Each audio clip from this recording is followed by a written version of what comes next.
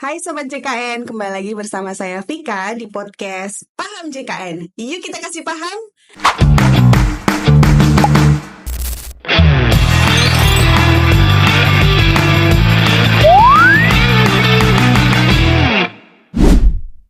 Dalam rangka memperingati Hari Kesehatan Mental Sedunia yang dirayakan pada tanggal 10 Oktober tahun 2024 kemarin, kali ini episode kita akan membahas satu tema yang sangat menarik, yaitu jaminan kesehatan mental.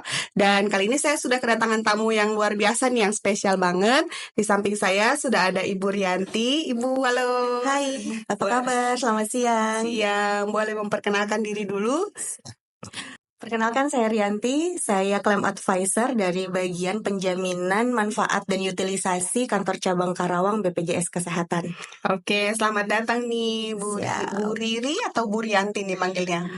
Sebetulnya saya namanya Rianti, tetapi kalau Bapak Ibu atau Sobat JKN, di sini nyebutnya Sobat JKN ya. Sobat JKN. Kalau Sobat JKN itu mampir ke kantor cabang kami di kantor cabang BPJS Karawang, panggil aja Ibu Riri, nyarinya Ibu Riri. Kayaknya kalau nyari Ibu Rianti akan ada yang bingung. Nanya ya siapa itu gitu ya. Siapa itu? Oke, Ibu Riri berarti ya. Iya. Oke, Bu Riri. Nah, ini kan tema kita kali ini tuh cukup menarik ya, apalagi di generasi-generasi anak muda sekarang tuh satu tema kesehatan mental itu cukup banyak diperbincangkan gitu. Nah, kita tuh pengen tahu BPJS Kesehatan itu update gak sih dengan layanan kesehatan ini gitu. Nah, pertama-tama saya mau nanya dulu nih, untuk kesehatan mental yang dijamin oleh BPJS Kesehatan itu yang seperti apa sih, Bu?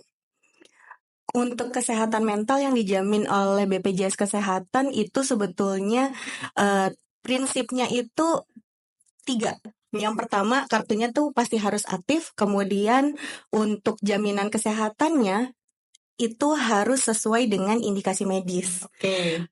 Selain kalau memang tidak ada indikasi medisnya, tentu kami tidak bisa melakukan penjaminan di sana. Kemudian yang ketiga itu adalah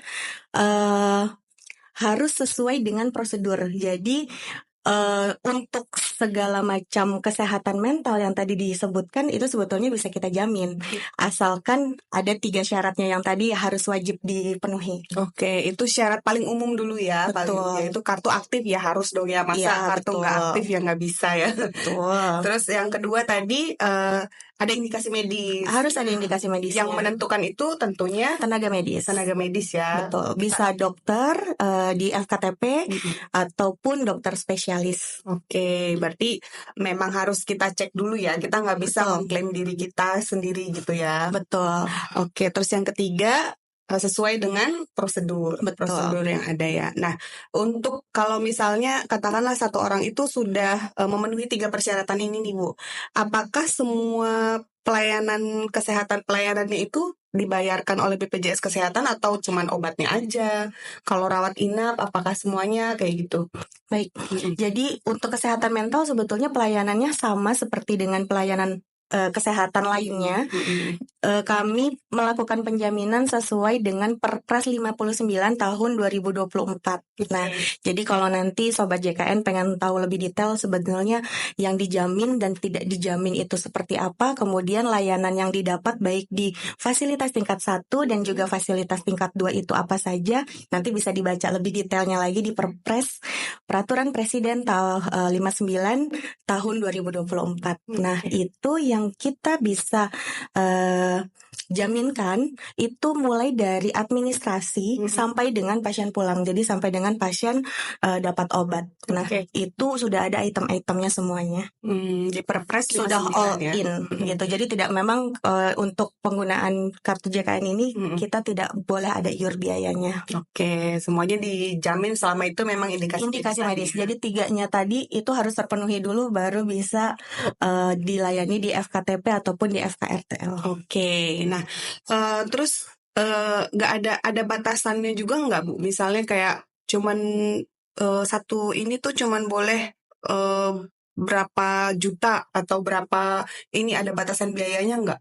Untuk batasan biaya kita nggak ada plafon, jadi kami itu membayarkan sesuai dengan indikasi medis, dan pembayaran kami kalau di FKTP kami pembayaran menggunakan sistem kapitasi, dan kalau di FKRTL kita menggunakan sistem inasi bijis. Jadi selama itu indikasi medis berarti Sobat JKN bisa menggunakan BPJS Kesehatan tanpa iur biaya. Oke, wah lumayan berarti ya. Nah, terus syarat tadi udah ya berarti ya, syaratnya udah. Nah, untuk prosedurnya gimana sih Bu Ri kalau misalnya orang mau memeriksakan diri nih, gimana sih dari awal-awalnya tuh gimana caranya? Untuk awal, jadi Sobat JKN bisa datang ke FKTP yang terdaftar tentunya di kartu ataupun sesuai dengan nomor BPJS atau JKN Sobat JKN. Kemudian FKTP itu bisa ke puskesmas, bisa ke klinik, bisa ke dokter keluarga. Nah, nanti akan dilakukan konsultasi dan juga pemeriksaan oleh tenaga medis atau dokter yang bertanggung jawab di fasilitas kesehatan tersebut.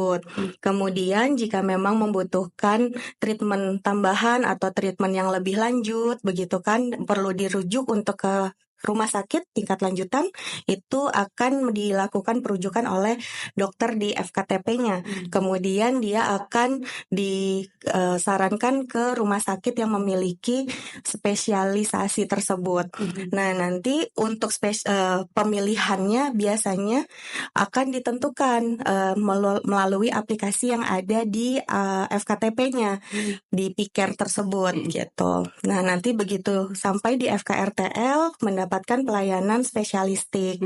Kemudian untuk sampai dengan pasiennya pulang ataupun butuh kontrol lanjutan, itu nanti akan diatur secara administrasi oleh pihak rumah sakitnya begitu, dan nanti ada surat kontrol ataupun advice dari spesialis apakah memang membutuhkan kontrol lebih lanjut atau sudah cukup sampai sekali pertemuan saja. Oke, berarti dia prosedurnya sama aja dengan pelayanan kesehatan lainnya ya. Betul, sama. Oke. Nah, kalau untuk kesehatan mental ini sendiri bisa dilayani di FKTP juga tadi ya? Betul, kalau untuk konsultasi sebetulnya pertama memang gatekeeper kita pertama adalah FKTP. Jadi Sobat JKN bisa melakukan konsultasi gitu kan. Kalau tadi disebutkan daripada kita overthinking nih, kita mendiagnosa diri sendiri gitu kan, lebih baik melakukan konsultasi kepada tenaga medis yang lebih profesional. Jadi bisa melalui FKTP terlebih dahulu. Apabila memang ternyata secara assessment, oh ini Sobat JKN butuh untuk melakukan treatment lanjutan dengan spesialis, nanti akan dirujuk ke FKRTL. Oke. Kalau spesialisnya boleh tahu spesialis apa sih Bu Ri? Nanti masuk ke spesialis kejiwaan. Oke, kejiwaan ya. Oke. Nah, selanjutnya ada nggak rumah sakit apa aja sih atau fasilitas kesehatan apa aja sih yang memberikan menyediakan layanan kesehatan mental ini di BPJS Kesehatan, terutama di Kabupaten Karawang dan Purwakarta? Untuk FKRTL yang melayani poli kejiwaan, baik di Karawang ataupun Purwakarta, untuk di Karawang itu ada beberapa rumah sakit. Ada Rumah Sakit Citrasari Husada, Rumah Sakit Fikri, RSUD Karawang, terus Rumah Sakit Islam, Rumah Sakit Iza, Rumah Sakit Lira Medika, Rumah Sakit Bayukarta, Rumah Sakit Dewi Sri, dan juga Rumah Sakit Karya Husada. Nah, untuk di Purwakartanya itu ada Rumah Sakit RSUD Bayu Asi dan juga rumah sakit lainnya yang bekerja sama dengan BPJS Kesehatan. Oke, wah, cukup banyak juga ya rumah sakit yang bisa didatangi oleh peserta JKN di Kabupaten Karawang dan Purwakarta ya Bu. Betul. Nah, terakhir nih pesan-pesan dari Bu Riri ada nggak buat peserta JKN, Sobat JKN nih yang pengen tahu layanan kesehatan mental ini? Boleh pesan-pesan terakhirnya? Oke, untuk pelayanan kesehatan mental sebetulnya kan memang kita sudah bahas ya tadi, itu dijamin semuanya, jadi tidak perlu khawatir terkait dengan penjaminan, asalkan memang ada 3 tadi aspek yang sudah terpenuhi, itu insya Allah Sobat-sobat JKN ini sudah bisa mengakses layanan baik di FKTP ataupun FKRTL.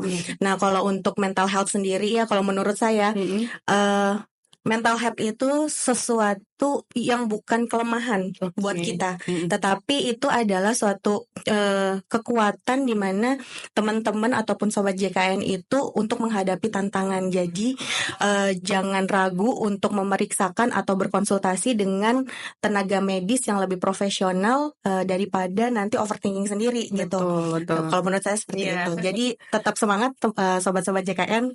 Fighting ya. Oke, makasih banyak ya Bu Riri Siap, atas sama-sama. sharing-sharingnya terkait dengan jaminan kesehatan untuk layanan kesehatan mental ini. Sangat informatif sekali. Juga untuk pesan-pesannya juga buat Sobat JKN, jangan lupa tetap semangat, jangan overthinking sendiri, serahkan pada yang profesional, lebih profesional ya Bu. Betul. Oke, demikian podcast kita kali ini Sobat JKN. Terima kasih banyak sudah tetap bersama dengan kami. Sampai ketemu lagi di podcast selanjutnya, di podcast Paham JKN. Yuk kita kasih paham.